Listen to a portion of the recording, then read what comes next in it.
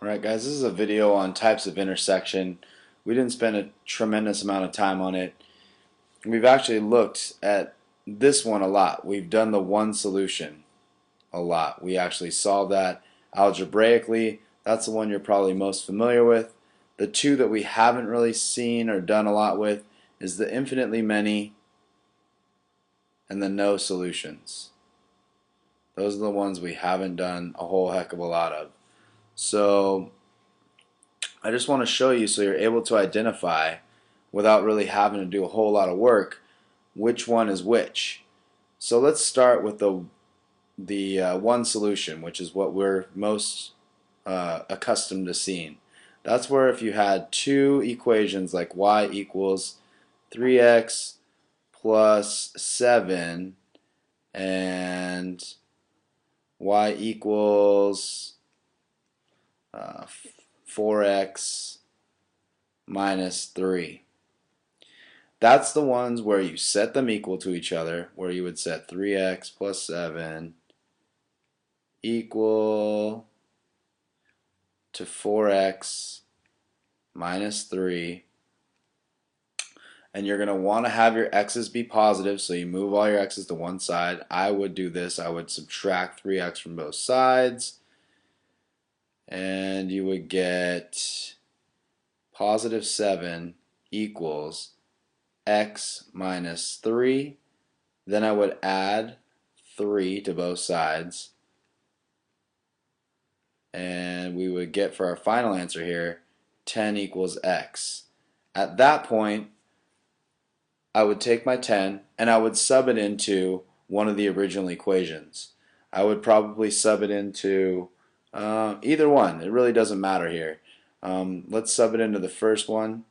You would put y equals 3 times 10 plus 7. That's going to be y equals 30 plus 7. Y equals 37.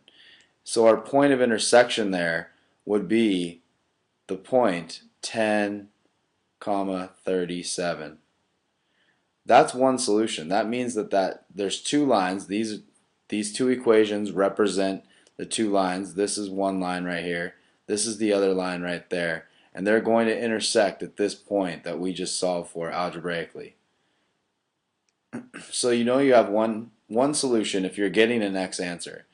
Infinitely many solutions means that we're going to have two lines that are basically graphed on top of each other. They're going to intersect at every single point.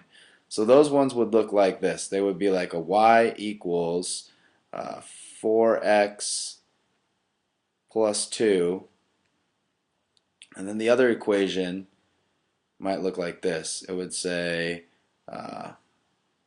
y minus 2 equals 4x. Well, we want them to both be equal to y, so this one I would have to move the 2 over, and so when you do that, you actually end up getting y equals 4x plus 2. When you set them equal to each other, 4x plus 2 equals 4x plus 2, you'll notice that when you try and do the same thing that you did for the one above, you're going to have to subtract 4 from both sides, and after you do that, you get 2 equals 2, which is a true statement. So no matter what, 2 equals 2, that means I'm going to have infinitely many solutions. Okay, so our last example, let me erase this stuff above, might take a little bit, but let's erase this example up here and we'll use that space. No solutions is going to be basically the exact opposite of infinitely many. You're going to get two equations, and when you set them equal to each other, instead of it being like 2 equals 2, I think that will be enough space right there, you would get like, for no solutions, you're going to get like y equals 7 and y equals negative 3. Well, we have them both equal to y.